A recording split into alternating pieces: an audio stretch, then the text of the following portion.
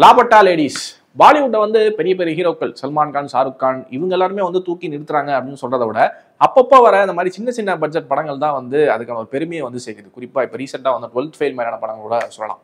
எப்பவுமே ரொம்ப குவாலிட்டியான படங்களை கொடுக்கக்கூடிய ஆமீர் கான் அவரோட ப்ரொடக்ஷன்ல கிரண் ராவ் அவங்களோட டைரக்ஷன்ல வந்திருக்கிறது தான் இந்த லாபட்டா லேடிஸ்.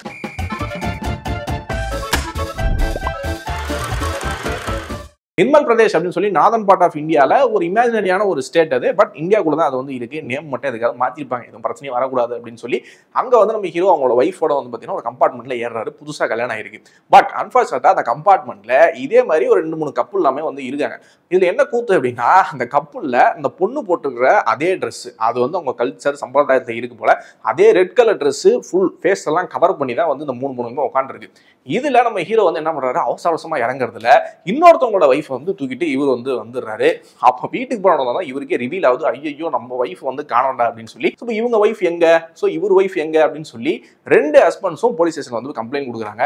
இதுக்கப்புறம் இவங்க வைஃப் எல்லாம் எப்படி போய் அவங்க வீட்டுல போய் சேர்ந்தாங்களா இல்லையா, நீ நம்ம ஹீரோ வந்து ஹீரோயின் வந்து கண்டுபிடிச்சாரா இல்லையா அப்படின்னு சொல்லக்கூடிய கதை தான் லாபட்டா லேடிஸ். இந்த படத்துல மெயின் கேரக்டரா வர பூல்குமாரி, இன்னொருத்தவங்க ஜெயா, இன்னொருத்தவங்க டீ கடை வச்சிருக்கிற மஞ்சுமாய். இதை ஒருத்தவங்க வந்து பாத்தீங்கன்னா ரொம்பவே கன்சர்வேட்டிவா, ரொம்பவே ஷையா, ஒரு பொண்ணுனா இப்படிதான் அடக்குடக்கமா இருக்கணும் அப்படின்ற மைண்ட் செட்ல வளர்ந்துருக்காங்க. இன்னொருத்தவங்க கல்யாணத்துக்காக அப்படியே படிப்பையும் விட்டுறக்கூடாது அப்படின்னு சொல்லி போராட்டம், அந்த ஒரு போராட்டம் தானே அதுவும், அந்த மைண்ட் செட்ல இருக்கிறவங்க. இன்னொருத்தவங்க ஒரு ஃபேமிலி ரிலேஷன்ஷிப் அது நடக்கிற அபியூஸ்னாலும் அதுல இருந்து வெளியே வந்து தனிமையில ஒரு வயசானதுனால வரக்கூடிய அந்த எக்ஸ்பீரியன்ஸ் அதை வச்சு பேசுற மஞ்சுமாய். இந்த 3 கேரக்டர்ஸுமே வந்து பாத்தீங்கன்னா எனக்கு பர்சனல் லெவல்ல டைரக்டர் கிரண் ராவோட ஒரு 3 பர்சனாலிட்டிஸ் மாதிரி தான் இருந்தது. இந்த 3 பர்சனாலிட்டிஸுமே சொசைட்டில உமன் எப்படி ட்ரீட் பண்றாங்க அப்படின்றத பத்தி ஒரு கமெண்டேட்டரி பண்ணா எப்படி இருக்கும், கிட்டத்தட்ட இந்த கமெண்டேட்டரி மாதிரி தான் இந்த 3 ஃபீமேல் கேரக்டர்ஸுமே நமக்கு வந்து தெரிஞ்சது. இந்த படத்தோட மிகப்பெரிய பிளஸ் இந்த படத்தோட கேரக்டர்ஸ் அவங்கள வந்து சூஸ் பண்ண விதம் தான். ப்ரிடாமினண்டா நிறைய வந்து பாத்தீங்கன்னா நியூ ஃபேஸஸ் தான் படத்துல வந்து இருக்காங்க. பட் எல்லாரோட நடிப்புமே அவ்வளோ சூப்பரா இருக்கு, அவ்வளோ நேச்சுரலா இருக்கு. இன்ஃபேக்ட் வந்து இந்த படத்தோட லீட் கேரக்டர்ஸா பண்ற தீபக் அண்ட் பூல்குமாரி அவங்க 2 பேருமே சேர்ந்து இருக்கிறதே வந்து கொஞ்ச நேரம் தான் வந்து இருப்பாங்க படத்துல. ஏன்னா மெஜாரிட்டி ஆஃப் ஃபிலிம்ல அவங்க பிரிஞ்சு தனித்தனியா தான் இருப்பாங்க. பட் அவங்களோட கெமிஸ்ட்ரி இருக்குல்ல, இவங்க சேர்ந்து இருந்தா இவங்க எப்படியாவது சேர்ந்துடணும்பா அப்படின்னு சொல்லி நமக்கே வந்து தோணுது. அந்த அளவுக்கு இவங்க கெமிஸ்ட்ரி வந்து சின்ன நேரத்துலயுமே அவ்வளவு சூப்பரா வந்து ஒர்க் ஆயிருக்கு. படத்துல இன்ஸ்பெக்டர் கேரக்டர் ஷாம் மனோகர் அப்படின்ற கேரக்டர் நடிச்சிருக்காரு. ரவி கிஷன் அவ்வளவு சூப்பரா நடிச்சிருக்காரு.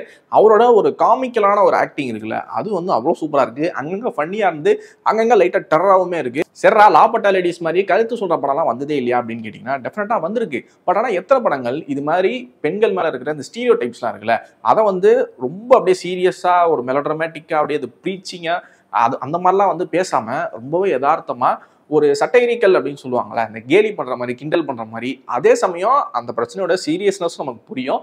பட் அதெல்லாம் நமக்கு வந்து பயங்கர காமிக்கலா, அதாவது இப்படிமாடா இருப்பீங்க அப்படின்னு நம்மளை வந்து கேட்க வைக்கிறாங்களே, அங்கதான் லாபட்டா லேடிஸ்மே வந்து ஜெயிக்குது. கல்யாணமாகி புடவை வந்து பாத்தீங்கன்னா முகம் வந்து கவர் பண்ணிட்டே தான் இருக்கணும், அதை வந்து எடுத்துடவே கூடாது. அதே சமயம் ஹஸ்பண்டோட பேர் வந்து வெளியே சொல்லிடவே வந்து கூடாது.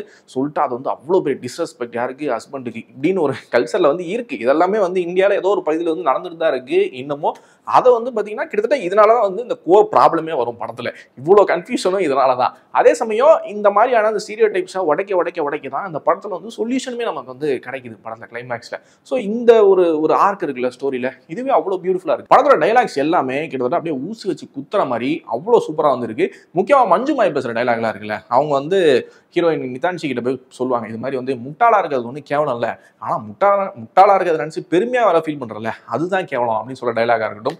ஒரு இடத்துல வந்து ஹீரோயின் வந்து மஞ்சுமாயிட்ட சொல்லுவாங்க, இது மாதிரி நான் வந்து நல்ல பொண்ணு தான், என்னை வந்து பயங்கர வேல்யூஸோட வளர்த்துருக்காங்க, என்னன்னா வீட்டில் எப்படி சமைக்கணும்னு கற்றுக் கொடுத்துருக்காங்க, பெருகணும்னு கற்றுக் கொடுத்துருக்காங்க, இவ்வளோ கற்றுக் கொடுத்துருக்காங்க எனக்கு, என் வீடு என்ன மாதிரி வீடு தெரியுமா அப்படின்னு பெருமையாக பேசுவாங்க.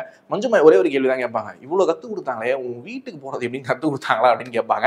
ஏன்னா அவங்களுக்கு தெரிஞ்சதுன்னா இவ்வளோ பெரிய பிரச்சனையே கிடையாது. பட் அது கூட தெரியாம அவ்வளோ நைவா அவ்வளோ இன்னசென்ட்டாக தான் வந்து வளர்த்துருக்காங்க. Hero worshipping high octane commercial சினிமாவில் சிக்கி தவிக்கிற இந்த நேரத்தில் முழுக்க கதையையும் மற்ற கிராஃப்டையும் நடிகர்கள் அவங்களோட திறமையும் நம்பி இந்த சொசைட்டியில் இருக்கக்கூடிய இந்த ஆணாதிக்கமான ஒரு சொசைட்டியில் இருக்கக்கூடிய இங்க இந்த பெண்கள்லாம் எப்படி ட்ரீட் பண்ணப்படுறாங்க அப்படின்றத ரொம்பவே ரொம்ப எளிய மக்களோட வாழ்க்கையும் சேர்த்து அவ்வளவு ஃபன்னியா அவ்வளவு வந்து நம்மளை யோசிக்க வைக்கிற வகையா தான் வந்திருக்கு இந்த லாபட்டா லேடிஸ்.